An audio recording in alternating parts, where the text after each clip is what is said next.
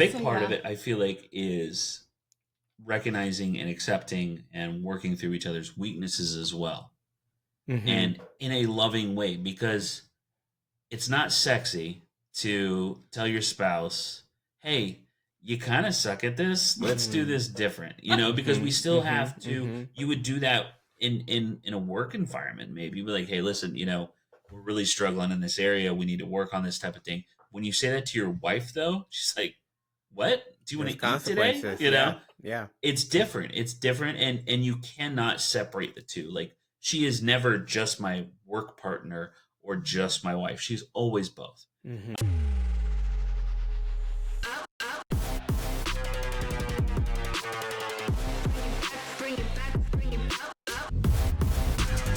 Welcome to The Ownership Game with Gary Montalvo. What would it take to get into the driver's seat of your life and leave your mark? The Ownership Game starts now. I'm really excited to introduce you to Asa and Pricilla Maass. They have been married for over 20 years. They've raised two beautiful children. They have run multiple businesses throughout the years and have been through just the craziest ups and downs. The moment I decided to do this podcast, I knew that I wanted to have them on right away, not just because of their success as entrepreneurs. They currently are running a Fathering Autism on YouTube, a YouTube channel that has almost 750,000 followers. They are doing some amazing work there, educating, empowering, and normalizing families with autistic children. Priscilla also runs a very successful beauty business in a direct sales space where she sells skincare and makeup. She's one of the top sellers globally there, and Asa is very involved in her business there as well. I can go on and on and on about all the entrepreneur lessons that these two individuals have to share with us. But why I really wanted to speak to them was because I was fascinated with how they managed to accomplish all that together as a couple while still liking each other. Let's face it, relationships are difficult enough without all of that, but these guys have been doing it for years and running their businesses together. And I really wanted to get into the nitty gritty of how do they still, how do they handle conflicts? How do they stay in love with each other? How do they still keep, the balance in their relationship? Uh, there's just so many nuggets and so many lessons from this interview, and I'm really, really excited that we could share this with you today. Okay, welcome to the show, Priscilla and Asa Maass. Hi, guys. Hi. Hello. I am so excited to talk to you guys about this. It's actually a conversation that I've been wanting to have with you guys for a while, because now I'm in a relationship right now, and it's been a year, and we're at that point where we're starting to build our lives together and think about the future and get into planning, and we're starting to think about, well, how do we work together? And we both have these visions, and how do you bring them together? And I think that this is something that a lot of couples strive for, but don't necessarily do well.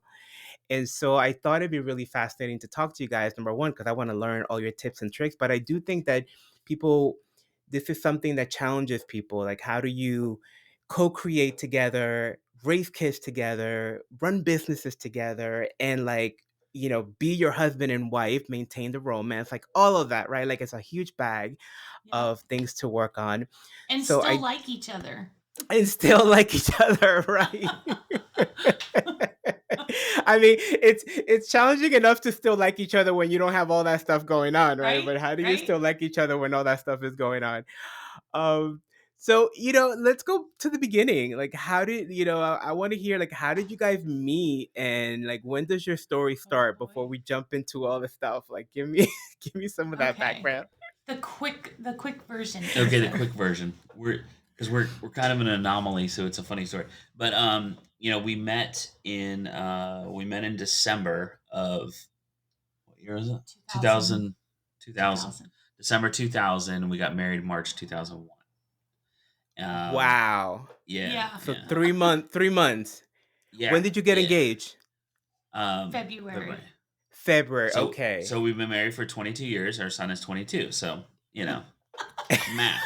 Ah. Yeah, yeah. So and it worked. You know, we both come from divorced families and stuff like that. And we're like, nah, Mhm. we're sticking this out. Like we've had our definitely had our ups and downs. We've been through it together, and we decided that we work better together to get through Mhm. things.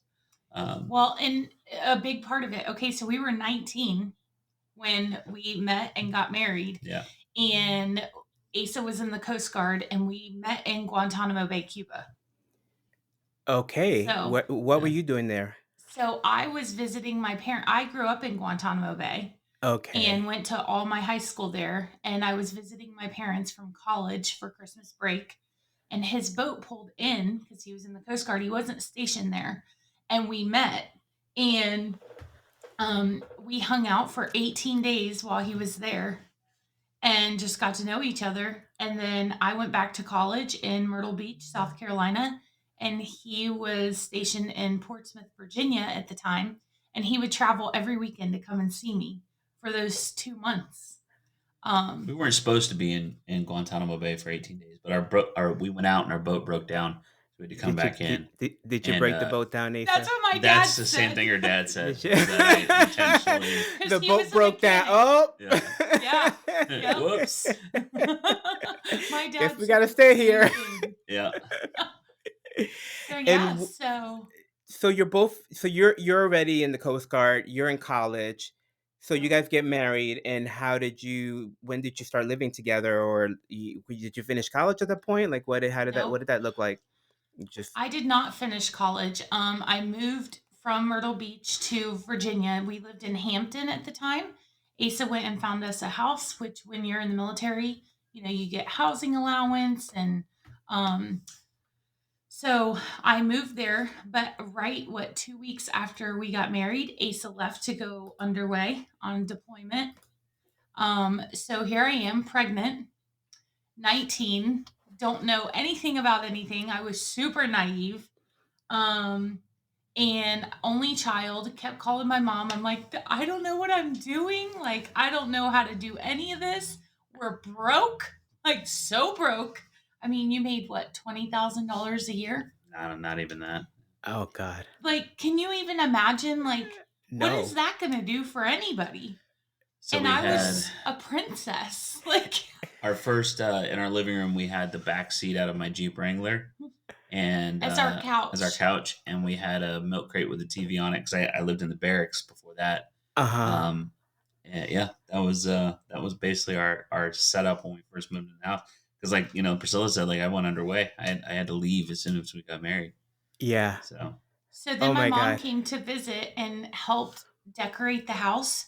She's like, "What do you want to do?" I'm like, "I don't really know him. I don't even know what he likes." And so we go to the store and we're looking around. We're like, nautical. He's in the Coast Guard. We'll do the whole house in nautical theme. Great. we still have some of that We have decor. like a picture with Coast Guard knots. Yeah. We have lighthouse everything, Yeah. blue and white, like striped, the nautical. I mean, we went crazy with the nautical theme. So it's wild to think about how little we knew about each other then Yeah. to being with each other every moment of every day now. Yeah. Yeah. Yeah. Yeah. Yeah. Yeah. No, and and not really in a position where you could to know each other very well too, because you were off, right? Yeah. Like Right. Yeah. you made this huge commitment, and then you were off again, and you're like, okay. So Priscilla, what were you starting to do at this point? Like, I mean, you have a baby. Did you just stay at home for a while? Was Yeah, there? so I was so I had to go on bed rest. I had a Mm, really hard pregnancy with Isaiah. And so I was on bed rest and I stayed home with him up until, we got transferred from Virginia to Oregon when he was, what, 8 months old, I think. Mhm. So we moved out to Oregon, and then Asa had to go underway again. And that's when I kind of decided, I was like, I love my child, but I am not meant to be a stay at home mom. Like, mm, I need something for me. Like, it was just very draining on me because I yeah. had him 24/7 because he was gone. Yeah. And so I knew no one. So we actually made the decision to put Isaiah in like a home daycare, and I worked at a auto store, like an auto dealership, as their title clerk. Okay. And so I did that Monday through Friday, like 8 to 5, and I loved it. It fulfilled me, and then I still got to have Isaiah in the afternoons and the evenings, and it just gave me what I needed. Yeah. Um, so never finished college, still have not. It just wasn't in the cards for us at that time. So moved back to North Carolina after, which is where Ace is from, after he got out of the Coast Guard. So after 4 years, we kind of decided as a family this wasn't the lifestyle for us. Mm-hmm. He didn't want to keep missing milestones for Isaiah.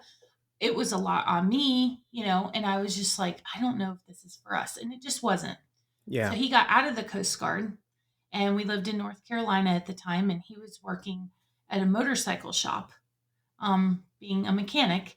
And I went to work for Lowe's, and I was actually in their management training program. I started as cashier, worked my way up, and I loved it. Like, Mm-hmm. I loved all aspects of working for Lowe's.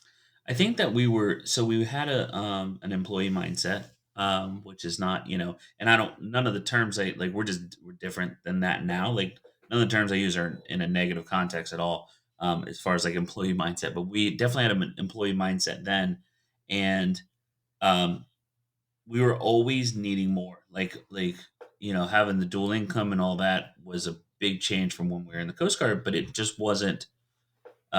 wasn't meeting our needs. We were Yeah. constantly struggling.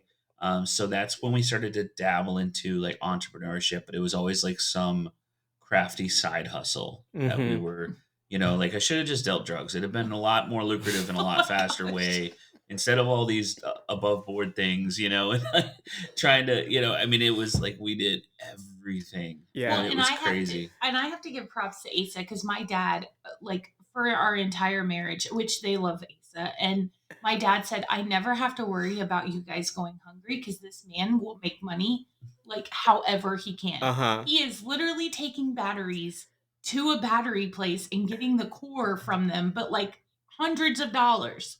He just is so good about that kind of stuff. Yeah. And so as a dad, I'm sure that's like comforting to know that your daughters picked this guy. That was one of the things we had forgot to mention when we were dating, right? For our 18 days of dating. Um, I called my dad and I said, so my car got a flat tire.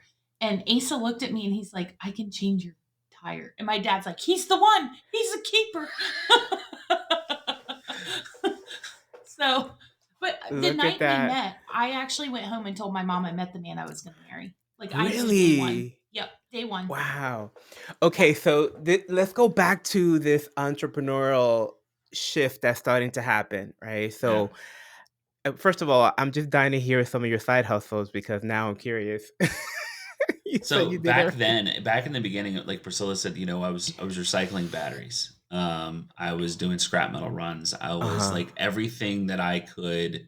I worked at a motorcycle shop, and I'm like, someone just comes picks that up, and they're not doing it for free. I know they're not doing it for free. They're Uh-huh. not doing it because they're out of the kindness of their hearts. So I could take that. Like I'm sure that's got a place it goes. And because just random people are picking up scrap metal and batteries. So, so I was doing that. And then I kind of, then, we got a little bit into the world of flipping, and I was like, wait, I can buy something from this person or a lot of times get it for free and then flip. And That's so that when was way Craigslist. before like, flipping was mainstream. Way before Uh-huh. people were flipping houses or anything like that. Or, yeah, that Craigslist was huge back then. Yeah. I would take, one man's trash, another man's treasure. Well, it was my paycheck. So that's how I treated pretty much everything. It was like, oh, Christmas money, no problem. I got this. And, we go make $500, and extra for Christmas. So always looking for a way up. Never really looked at it as like a career. Mm-hmm. Entrepreneurship as a career was more of just a side hustle back then because we were kind of stuck in that like security of having a weekly paycheck, And Yeah. insurance and all those things. Yeah. Because Yeah. Yeah. at this point we had Abigail, Mhm. our daughter. And so we were like, who does that? Who decides to go into the entrepreneur field of now we have to find our own insurance through a private market, and all of those things are super scary. Hmm. Yeah. More so when you have children like Yeah. to Yeah. care for. It's not Yeah. just us. Yeah. So then, speaking of Abigail, she was diagnosed with autism at 2 years old, and And at this point, we lived in Florida. We yeah, had moved from North Carolina to Florida yep, because we needed more. and good jobs available down here. We both worked out at the port. I was a mechanic out at the port. Priscilla worked car checker. Eventually, she worked up to management out there at Jacksport. So it's a shipping port, big barges and stuff coming in. And we had that job security once again. And I think our mindset really shifted then because it was like we were circling the wagons because our child had just gotten a diagnosis. So it was like, okay, we need to, double down on this. That became like our project, right? That became our Mm-hmm. side hustle, was helping our child get the resources that she needed. So I was working like 70, 80 hours a week. Priscilla, at one point, she did the stay at home mom thing for a while. Then I did the stay at home dad thing for a while. Like this is all over the course of a few years, Yeah.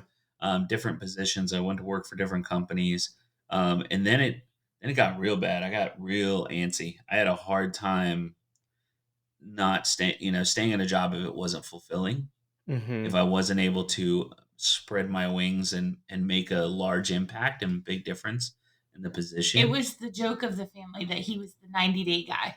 And Mm. He I was I giving went them from 90 like days. I went from like staying at a company for years, at to 90 days. It was like if this does not Yeah. fruitful, I knew my value, I guess, was the big Yeah. difference. Like instead of security, I knew what I was worth then because I was a seasoned mechanic. I knew how to run a shop. I had run other people's shops, all that. So um But it it, sounds like something was sorry. also starting to bubble up, like it Yes. really sounds like, you guys are really telling the story of how you were really caught in a survival of Yeah. life, Yeah. right? Just like getting by, doing the thing, which is, such a story that I think so many people can relate to. And then you start to get this urge, you start to get this inkling, and you can't articulate it, you can't really like, but something is like starting to go, okay, okay, okay, this is in it, this is in it, this is in it, this is Right. in it. Yeah, so I really And get and that. it's interesting too because neither one of us come from families that have entrepreneur mindsets. Like Mm, none of our parents are like that, which I think that's a lot of their age, right? Where that generation yeah, is yeah. you go to work, you get your paycheck, you have your 401k, that's what you do. And so we have four sets of parents between the two of us. So Asa has two sets, I have two sets. And so when we make a decision, it's so interesting because you're like, okay, we're going to call them first because we know they're going to give us that positive reinforcement that we're looking for. We're going to wait till last to call that set of parents, and we're not going to say on here who's who, Yeah. but They know. we know They know. that they're going to be the last people to call because they are not going to be on board with anything we're telling them. But Hmm. we're not calling them for that either. We're Yeah. just letting them know our plans. Yeah, I'm not asking permission. I'm just telling you what we're doing. It's crazy, I know, but we're doing it anyway.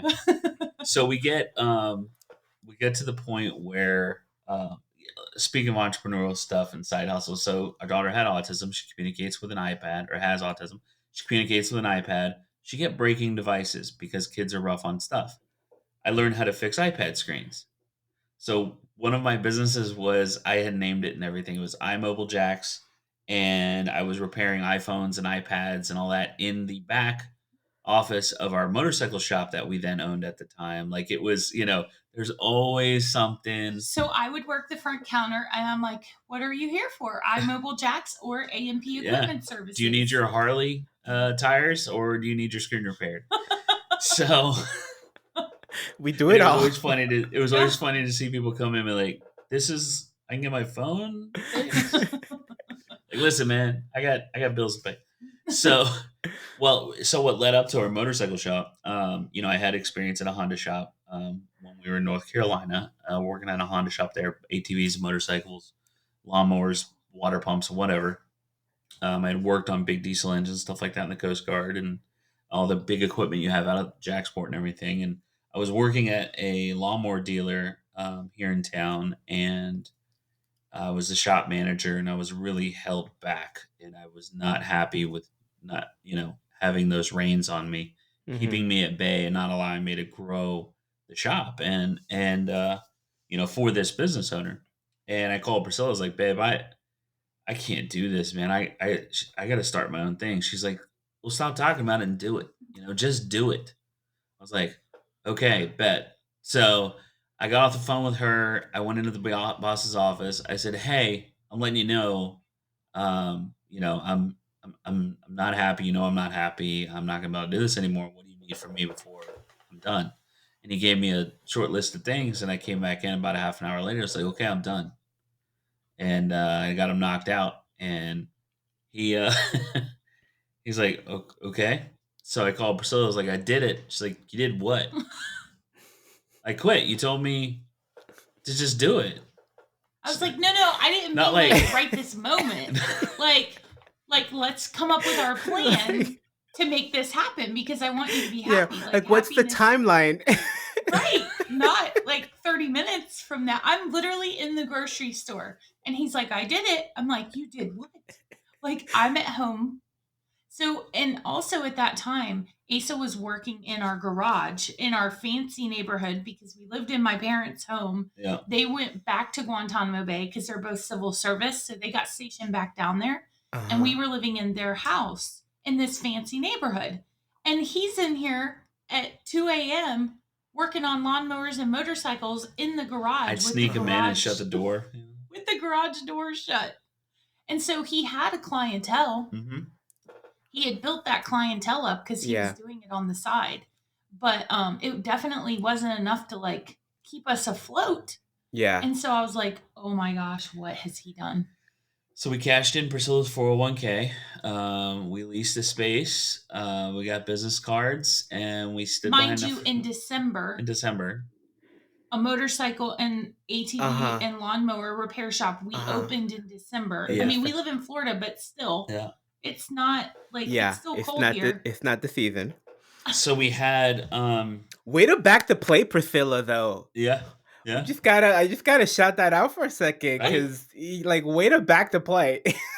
So, and I'm sure Asa will talk about this later because we joke about it now. He's like, "Do you remember when we first got married and you just like went along with all she was so quiet, my things, and like you were just so passive and and you didn't question anything and you didn't argue about where's that girl?" I'm like, she's long gone. I was like, oh, hey, I know I'm stationed in Virginia. I had choices to choose from when I left A school when I was in the Coast Guard. So we're moving to Oregon, and she's like, okay, I guess, Now it's like, hey, I would like to have a baked potato on my dinner. We're not having baked potato. Okay, all right, yes, ma'am.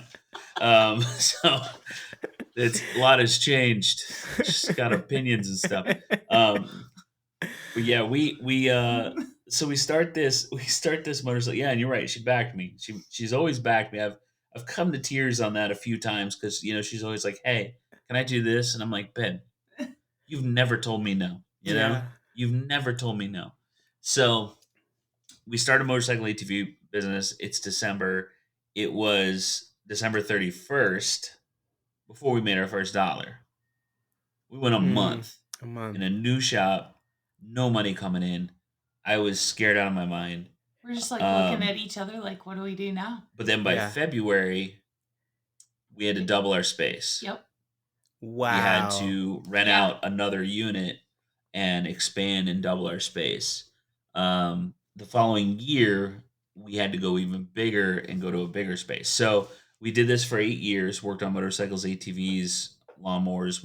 I still get calls and text messages today like, hey man, you still got the shop? Yeah. Because we had a good thing and a great customer base. People loved us. We provided a good service. You know how mechanics have that reputation. That's one thing that we really stuck to was being straight up with our customers and providing a good service. And our kids grew up doing. They were in the back office. We had a playroom set up for them. And you're in the business now, Priscilla, too, right? I worked full time at the front counter. I remember like because it was in my name, and I Hmm. remember these older men coming in, and they're like, "Well, I need to speak to the owner." I'm like, "Well, you're speaking to her," and it's like it's kind of like rednecky area, right? Yeah, Like, good old so they're boys. not, yeah, they're good old boys. They are not used to seeing a woman behind the counter at a motorcycle and ATV Yeah, repair yeah. shop, and I'm like, double up on his price, no. But she's like, she come back like they need to speak to you, and I'd come out and I'd say, "What's up? How's it going?" Like, well, yeah, I wanted to speak to the guy in charge. I'm like, It's like her name's on the wall. that's her boss. I just turn wrenches. So yeah, it paid the bills. You ain't gonna get rich doing that kind of work Yeah, because you're trading dollars for hours, just like anything else. But it paid the bills. yeah. We were able to be around our kids. Priscilla was able to, she was doing side hustles like with shipped grocery shopping and I stuff was like a Mm. that. professional grocery Professional. shopper. I loved doing it. Yeah. It brought me so much joy to go out and do things for people like that. And then that's when my PTA days started. So I became a full-time PTA mom. Mhm. Um, and it just fulfilled my heart. Like, Being able to shut down the shop and go to a football game for Isaiah, because he was playing, Pop Warner and stuff. Being able to go to all of Abigail's appointments with her doctors, like that was worth so much to me, and that was really the beginning of it all. Whereas, once we had done that for a couple of years, like I could never imagine going back to work for someone and having my time controlled. Trading our most valuable resource for to get someone else rich. And Yeah. that was not what I couldn't do it. So how did you guys start to transition out of that to what was next? Well, our hand was forced. Well, as far as getting out of that, but as so far as you, getting into something else, I had, I don't know, I guess like artistic tendencies or something. I was always looking for something to do and something creative to do. I started writing a blog online and just it was like it was a good release for me. It was a way to express myself and just kind of, put things out there. I would tell stories and write a blog about, experiences as an autism dad, basically, the world from my perspective. And it was like my mom was reading it, like nobody was paying attention. Mm-hmm. And then it kind of it caught a little bit, it caught on a little bit online, and a couple of people were starting. I was getting strangers Mm. uh, commenting on it. I was like, oh, there's like people out there that read this stuff, and I somehow, and I don't really remember what initially sparked my interest, but I started getting into video a little bit. Like I would make edits of home videos and stuff like that, and Mm-hmm. just having fun with it, Like, look at this, babe. She's like, that's cool. Your new obsession. ADHD. So you're gonna, obsess over this thing for right now. And But I kept she making back to videos. play. She I did. did. She But she did. back to play. So I told her one day, I was like, I do these blogs, but video is so much more powerful of a media source. You can reach a lot more people. I've got a few people that watch my or read my stuff. I can make some YouTube videos, and really educate people. We were big on, autism awareness and acceptance and And our advocacy, really, because yeah, we had a rough road with Abigail in the school system. And yeah, so it was like our passion project to help other people figure out, okay, I have a diagnosis for my child. Now what do I do with this?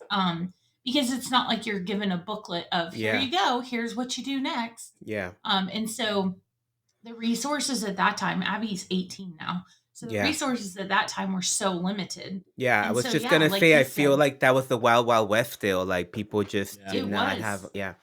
Yeah, you just didn't know. And it's like you have these resources, some of them you have access to them, but then like you can't pay for them because they're Mm. hundreds and thousands of dollars. Hmm. And so we just wanted to kind of be like a shining light for other people. Like, yes, you have a diagnosis, it's not the end of the world, it's going to be different, but this is how we can help you. And so with having the motorcycle shop, Priscilla, not only did she do shipped and full time PTA, she was also, a full time um, autism mom and finding all those resources and doing the Mm-hmm. research and banging on doors, and that she put everything into that, and accumulated all these resources for Abigail. So we had the knowledge on how to do it, and all that. So I was like, I can make. So like the first video I made was in September of 2016, and it was, what is an autism service dog. So I had my daughter's dog on the patio furniture outside with me with an iPhone 6 up on a tripod with a microphone, ran to me, and I talked about an autism service dog. And I just, I created a YouTube channel based off of my blog, which was Fathering Autism, and it people watched it, and then we just kept making videos off and on.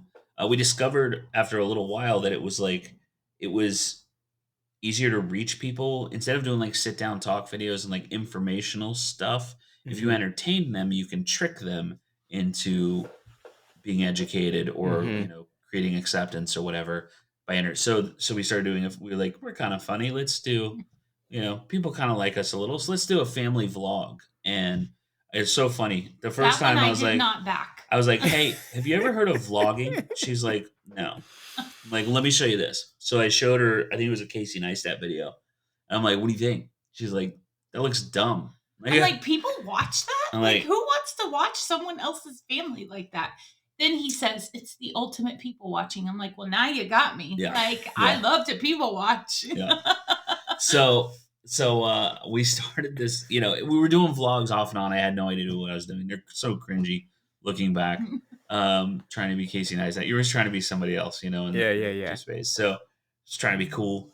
And it just kept going, and it kept growing. I remember in a parking lot outside of a restaurant, just Mm-hmm. in tears because we hit 10,000 subscribers, and it was like it was turning into something. Yeah. Now, we went 2 years making videos. Asa would make a couple a week, but we weren't getting paid. Yeah, I was gonna Like, ask 'cause you we when you hadn't- started monetizing Yeah. this. Yeah. So we had not hit any thresholds to be able to monetize the YouTube channel. So he was just doing it out of the kindness of his heart, educating people, and it fulfilled him. Well, I was creating something, and I think Right. that's a lot of the a lot of the entrepreneurial spirit there when you do something new like that. The feeling of creating something is you can't spend it, but man, it Mm-hmm. it it means a lot.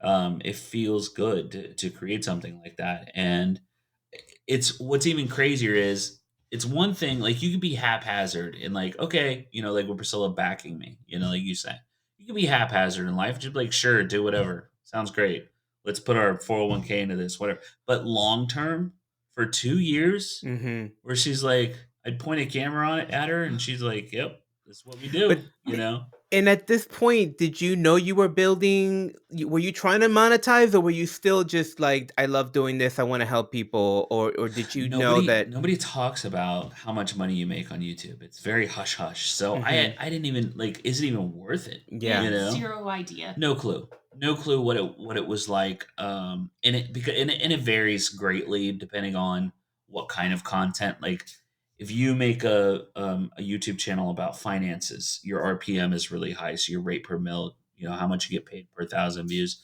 super high RPM on it. Gardening stuff and yeah. homesteading is really popular. Like that type of content makes gobs of money compared to like family vlogging. We don't have a specific topic other than specifically autism and raising a child on the autism Mm-hmm. spectrum. And there's just not a lot of advertisers out there. So you don't know. It's a wide range is my point. But we had no were clue. more focused on the subscriber count because we knew like if you get to this amount, then you get this, whatever it is. I Mm-hmm. feel like then we had no idea. Yeah. The subscriber amount was a measurable way of like, these are the amount of people that we're reaching, these are the amount of people that are seeing our message. And our whole mission is and always has been to make the world a softer landing place for Yeah.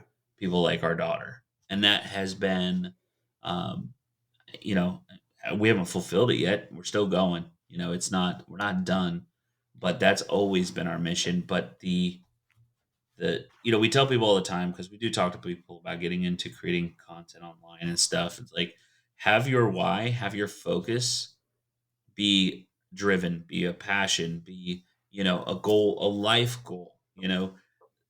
The monetary side of it, that should be a byproduct of what Yeah. you're creating and your reason. Yeah. Even if your why is to be able to, provide stability for your family, that's not a dollar amount, right? Stability for your family could mean that you have more time at home, Mm-hmm. so you're able to do another side hustle. So like, it can mean a lot of things. But like, I've always told people that the money should, if you focus on the money, you're not going to win at this. It should be a byproduct. It should be the last metric that you look at. So I like to tell people, like, imagine working on something for 2 years and never getting a paycheck. Like, Yeah. you have to really be invested at that point. And then when we did get our first paycheck, it was $125 Hmm. for a month. And we were like, we've made it. We've made it. Which obviously we still had the motorcycle shop at this time. Hmm. Yeah. But then we were kind of forced out of that because the guy that owned the building owed Well, tax. it was a city thing. Yeah. That was after the taxes debacle. But Then we had to work on rezoning. We're like, we don't own this building. Like, it's not worth the money for us to try to rezone and do the things that you're requesting, because the city changed their laws basically, Got and it. you had to. We didn't fit into the notch that we're round peg in a square hole as far as our building that we were in, and we're like, man, we've moved. This is our second move, our third building. We're doing this for 8 years. Like, there wasn't available space in that part of town. It had grown up a lot, and the what they were getting for lease on properties was outrageous. Yeah. Mm-hmm. It's like, I don't know that we want to do this again. We were tired. I was tired of that business, and it was exhausting. And we kind of looked like, okay, we did the numbers and everything. What do we need a month to live, like, without a major hit on quality of life? And we're not going to. And I granted, I knew I'd be able to put more time into the YouTube thing because we had started making money at this point. Mm-hmm. And we looked at the numbers and we're like, wow, the overhead for this business is outrageous. We really don't spend as much on ourselves as we thought we did. Mm-hmm. Let's do it. So we shut down the shop. We sold the assets, so we had money from that, obviously. But, we had a customer base. We had all of our equipment. We had a lot in that business that we were able to sell that created a nice little bubble for us. But we looked at what we needed to survive, and we're like, we can do that on between YouTube and Facebook, and We didn't even have monetizing. Facebook Yeah, at we didn't that have. time. Yeah, we Mm-hmm. didn't. So Facebook wasn't monetizing then. So yeah, so we jumped in again. Priscilla back to play. The thing, she was like, that sounds dumb. All of a sudden, that's our primary source of income. Going forward. So So let's jump to the future now. So you have Fathering Autism. You have about 1.5 million people in your Facebook group. You have yep, about 150,000 in your YouTube channel. yep, Okay. 750,000. Yep, You also have Pots and Pans. Priscilla, you have your own YouTube channel and you have yep, about 115,000 followers there. So you've got that brand going. Priscilla, you're also top seller, top recruiter at Limelife. You have your skincare and makeup business there. You lead a huge team. You're super active. You're always top seller there. Any other businesses that I'm missing? We have an Airbnb Airbnb. Okay. that we started this year. yeah. Okay. We really went to go hard into that, but then the market went. Yeah, so We were planning on buying 2 more properties, It's but doing it's not a amazing. good time. The one's doing amazing. Yeah. Yeah. And we're just looking forward to buying more properties. But yeah, so we have that Yeah. as well. Yeah. So you've anything else? oh yeah, no, go ahead. Yeah. Anything else? I mean, yeah, no, those are all of our brands. Yeah. So you've got these 3 successful businesses that are coexisting, commingling, and how do you guys, like, first I'm curious about how you even organize yourselves, because you've got Abby, you've got these businesses, you've got yourselves. Like, from out here, I'm like exhausted just watching. So like, how do you guys navigate that and organize all of that? I was thinking about that before this. little powwow, so thinking about some of the ways that we do it now, because it's easy to look back and be like, okay, we just kind of jumped before. There's a lot less jumping now because we have plans and we have things that we have buckets that we have to fill. We've created a trust for our daughter, so that to bit out of the YouTube money, so that we don't have to worry about her future. She's fully financed for the rest of her life. But we still have buckets we have to fill, and we have adult things we have to do now, much more so than we did back when the kids were little. When we're like, hey, let's try this, woo! Now it's a lot more planned out and orchestrated. So I was kind of trying to think about how we manage this. A lot of it, honestly, the having one person to organize the details, I think has been really successful for us. And Mhm. that just kind of happened because that's how Priscilla is wired. And the day to day, the details of the day, um, that's what she does. They laugh at me, but we have a family meeting every Mm. Sunday, and it's like, let's go through what the week is going to look like. Yeah. Because Abigail is now 18. She's in a vocational program. Well, we have to get her back and forth there. Well, time is money, right? Us driving her there does not make us any money. Therefore, we can, have someone else do that. Um, and so, but then we have to be available for her in the afternoons because she does require one on one, pretty much 24/7 care. So we try to do a lot of our work during the day. Yeah. Like, so she's at her clinic space from 9 to 1. So we're like, okay, that's our work time. Now, if we don't get things done, because a lot of times I'll have Zoom meetings or I'll have lives that I have to do. So I do that in the evening, later in the evening, usually around 9 p.m. And then that's when he's kind of on Abby duty, and we're kind of tag teaming through the whole day. Um, but we definitely try to, like, calendars are my best friend, with alarms on them, because even if I look at the calendar, I still will forget something. So I have to have the alarm as well. But in communication, like, Yeah. if I'm not feeling it that day, I'm like, Asa, I know we were supposed to make this video today, but I am just not in the headspace for Mm. that. Like, we need to work on that another day, Yeah. So really communicating with each other. He's a big planner guy, like a physical, like paper And I'm planner. very analog. I'm Yes. full focus planner. Highly recommend. You can check out my Amazon affiliate links in the video description. Um, Drop. No, drop. but sorry, I it's mean- what we do for a living. Nope. I'm very analog, and also, like I said, I wasn't joking. I do have ADHD, so putting things on paper is absolutely clutch for me. Like, I cannot.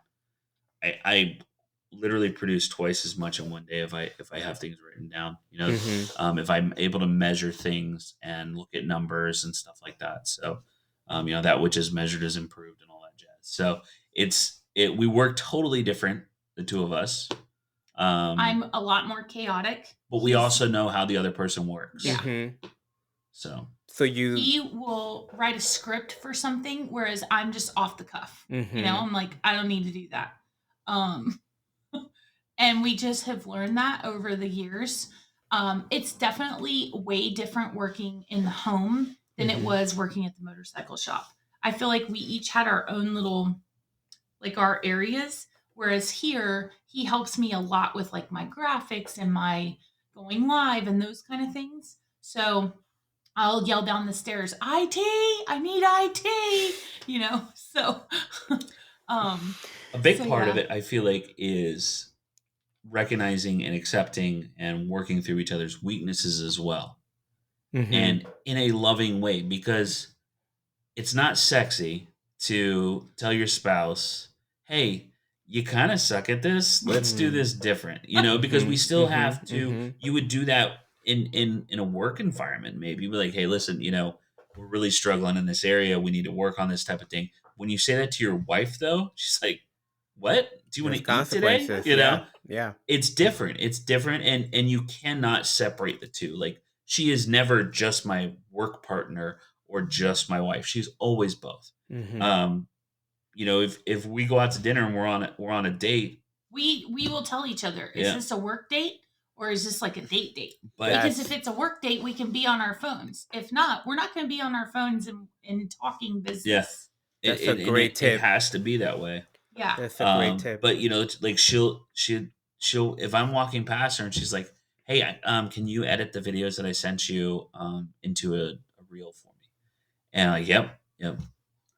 But the way I don't. It's not that I don't care. It's not that I don't want to. But if I don't do it right that second, it doesn't get done until she asks me three more times. Hmm. So instead, it goes in here, and Well, and it's funny because Asa, like even last week, I said, "Hey, when you get a chance," he's like, don't be setting me up for failure. right Don't say when you get when a you get a chance." chance is not I'm now. like, okay, well, right now, and if someone else heard that, they might be thinking like, "Wow, that was really like rude of her to say." But that's how we work, Right. And we've communicated to each other to be like, "Listen, this is how I need you to come at me." Right. Um, if we're in the middle of filming a video, because he films all my pots, pans, and Priscilla stuff, sometimes he'll say, "I want you to say it like this." And I'm like, "Listen, this is not the Asa show. This is Priscilla. My name's on the channel. I don't want to do it that way." So, but just knowing, like, I mean, we've been married 22 years. Like, Yeah. ain't nobody going nowhere. That's Yeah. way too much work. Yeah. Like, Yeah. But it sounds like one of your secret powers is that you guys give each other a lot of permission and a lot of room to be with each other in a straight way. It's like it's and give each other a lot of room to be in your own way. Like, you work this way, I work this way, and that's okay.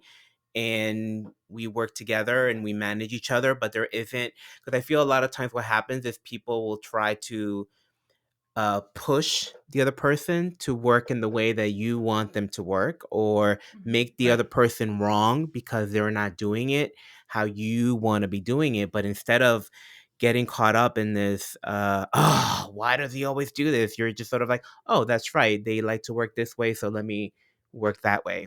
It's a real yeah. dance that you guys are in. It's beautiful. I also think it was super good for us to move our offices, don't you think? Like, not in a negative way, but we used to all be in this office together. Okay. Asa, myself, and then when we were homeschooling Abigail at one point, all three of us were here. Mm. Well, Asa would have his headphones on. I'm trying to do lives or Zooms or whatever. And it was just very chaotic. Mhm. And I couldn't focus. I would get frustrated. He would get frustrated because he's constantly having to like take his headphones off, put them on. Like, Yeah, you get in different zones. Yeah, of Like course. I'm in my zone at a different time. She's in her zone. Next I'm like headphones on editing, and she's like, "Why are you breathing like that?" Like, are you okay? Like there's still like workplace, workspace. Yeah. That it's been beneficial for us to have yeah. different spaces. Yeah. She can do her thing. I can do my. She doesn't wear headphones. Right. And it Yeah, drives him crazy. I breathe wrong. She won't wear headphones when she listens to anything, so I get to listen to everything she listens to. So once Isaiah for those two reasons, thank God. once Isaiah went to college, I got booted upstairs, and I am fine with it. At first, I was a little offended, but now I'm like, oh, this is my space. Like, it's great because I am not an alone person. I love to be around people. Yeah. Like, he is not like that. He could care less. I'm like, it's so funny that you're on YouTube because he is not people-y. And I am so people-y. And Isaiah, if we have a party, they're like, we need a break. I'm like, from what? It's literally a party. What do you need a break from? Like, I'm with you, brother. I'm with you, brother. I'll go hide in my office and decompress. I have to. When I go to the events, they're like, how do you do, like, you're on all the time. I'm like, I know, isn't it great? Isaiah's like, you can work a room better than anyone I've ever seen. Like, you're just like, hey. He's like, you know everything about everyone. I'm like, yeah, it's like, that's what makes you and so likable. And, No, so it's so funny, like, how our dynamic is so different. a man after Meanwhile, my own my heart. battery's just depleting so fast, my social battery, and I'm like, okay, I gotta go recharge. I'll go upstairs and lay on the bed and just scroll on my phone. I feel very seen right now, Asa.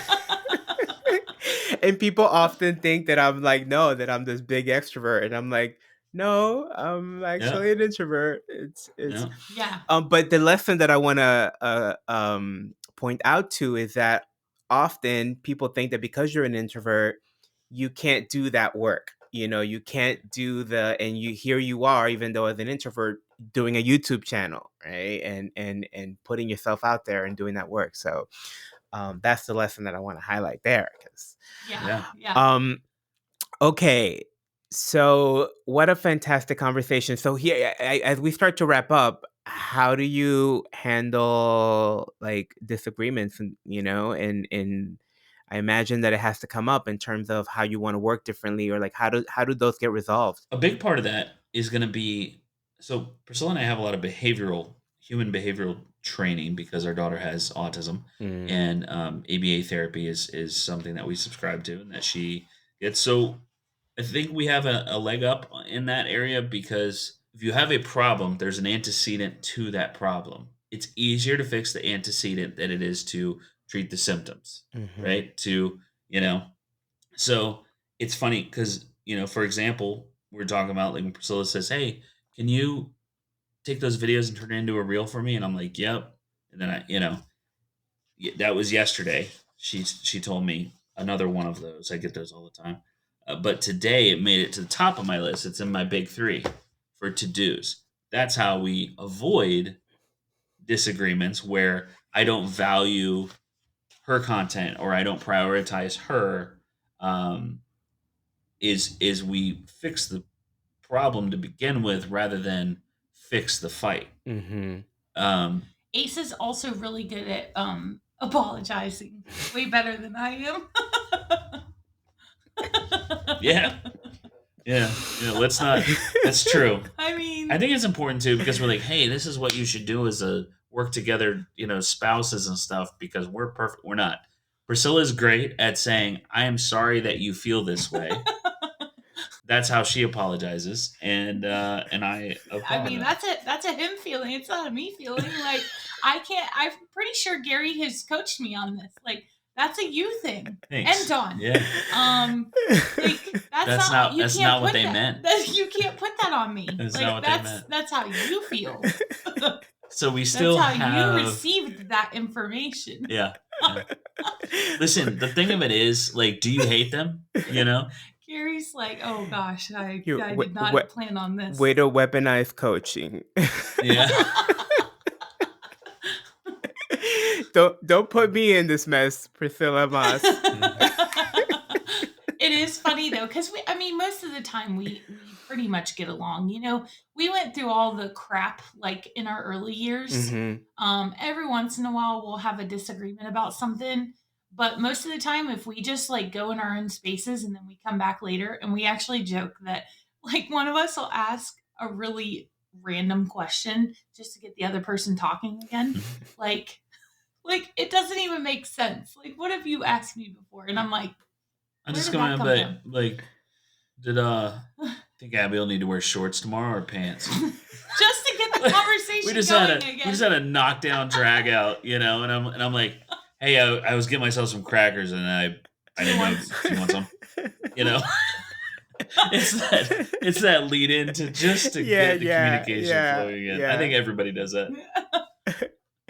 You're like, that doesn't make any sense, but okay, No, whatever. it We'll just... makes so much sense because what it really Yeah. points to for me is that you are more committed to making this work.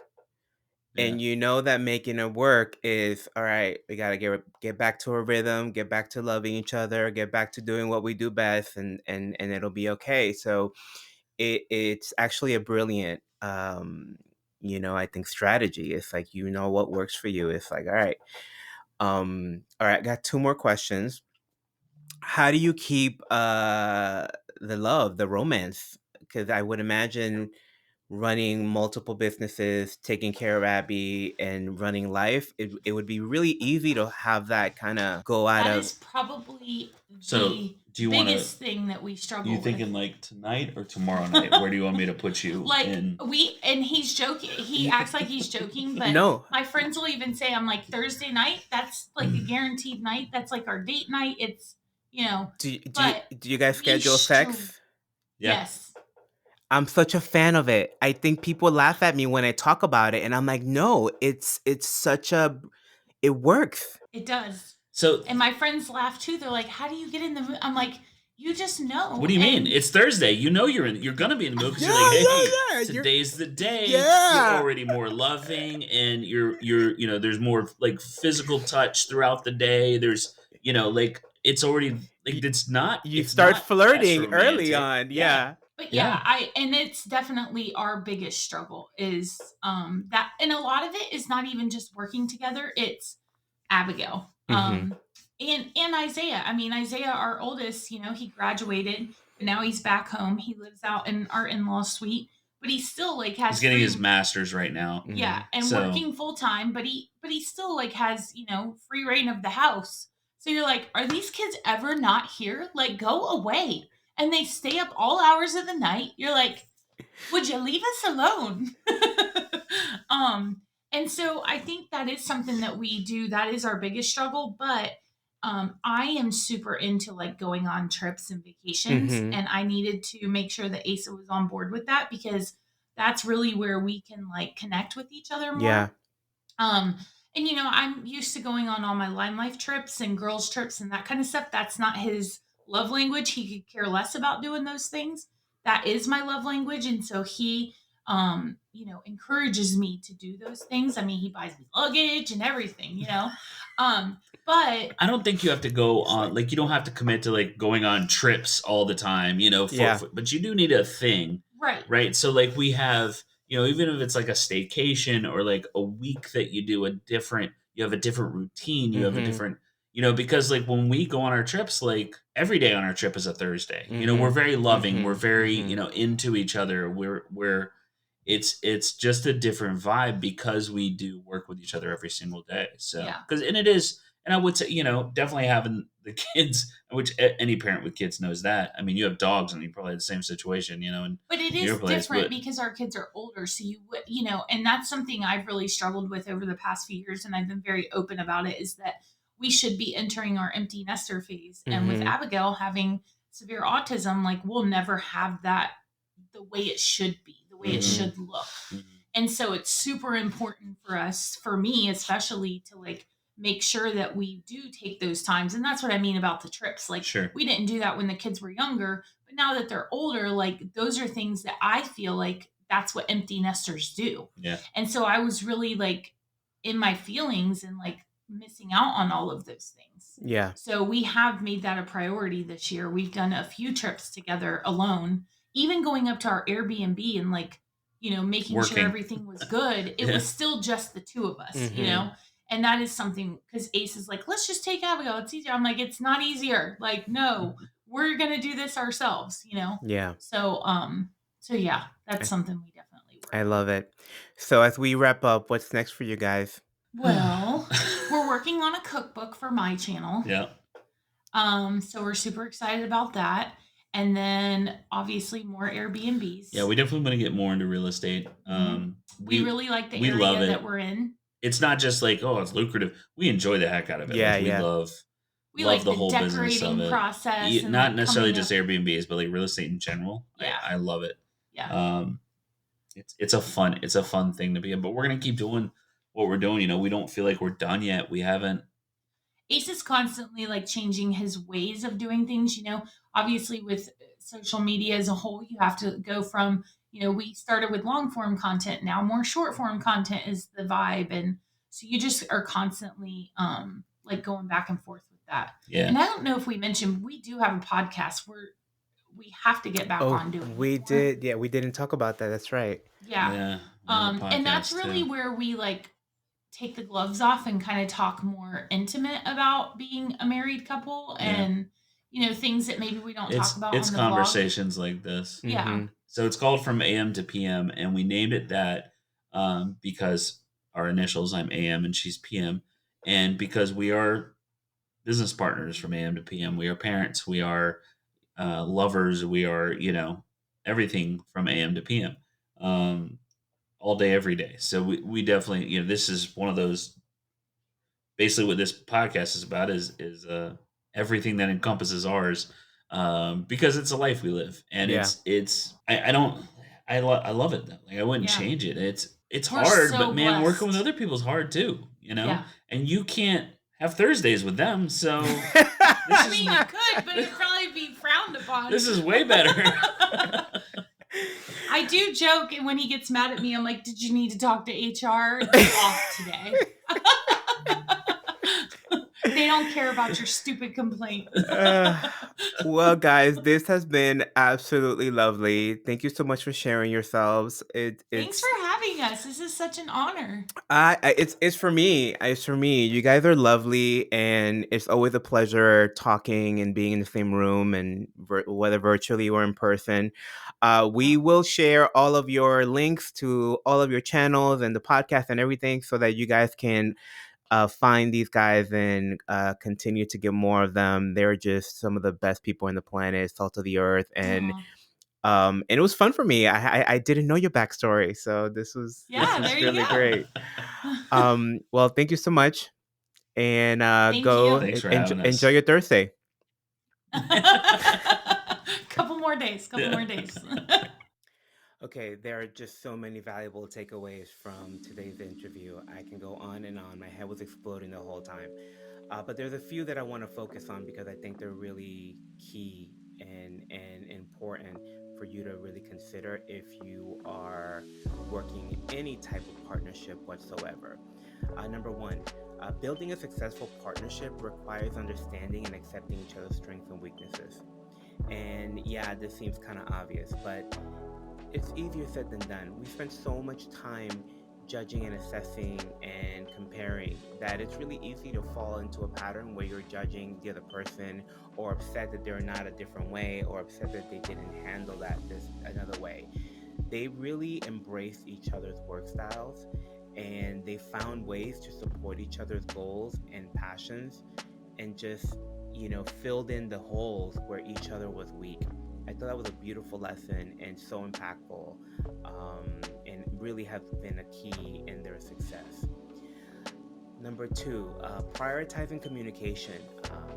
I love when they shared that they have regular family meetings every week, and every week they just sit down and they put it all on paper. And what does the family have going on? What do the kids have going on?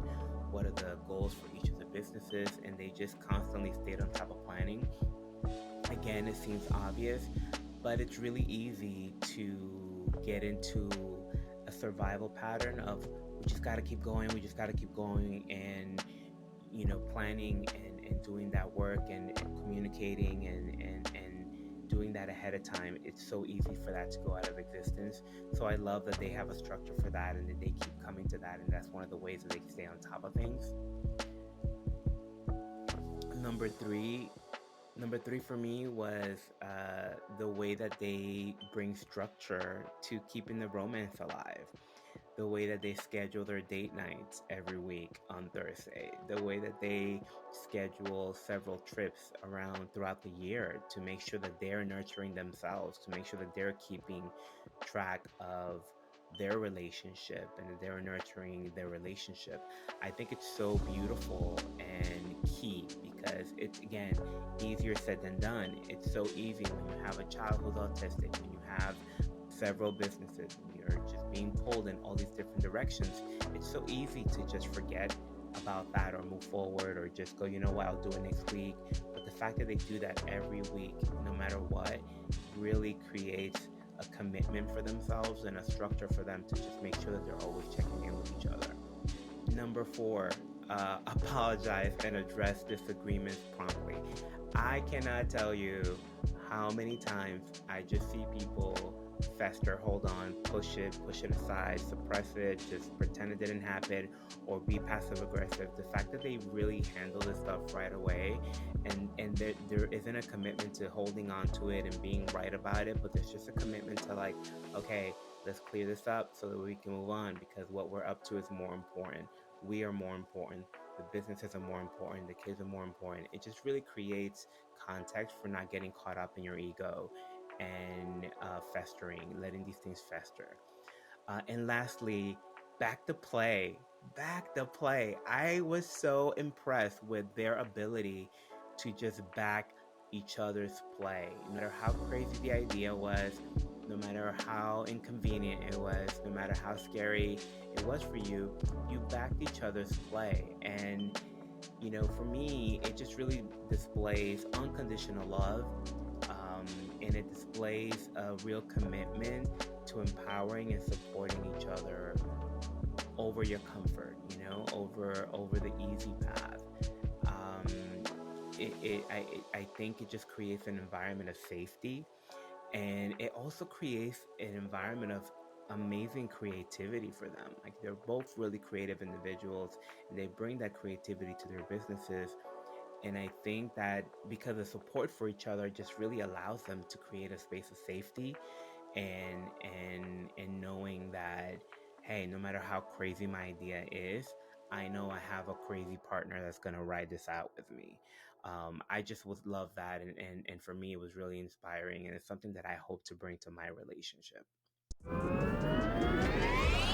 Thanks for listening to this episode of The Ownership Game with your host, Gary Montalvo. Make sure to like and comment on your favorite podcast platform, as well as subscribe so that you never miss an episode.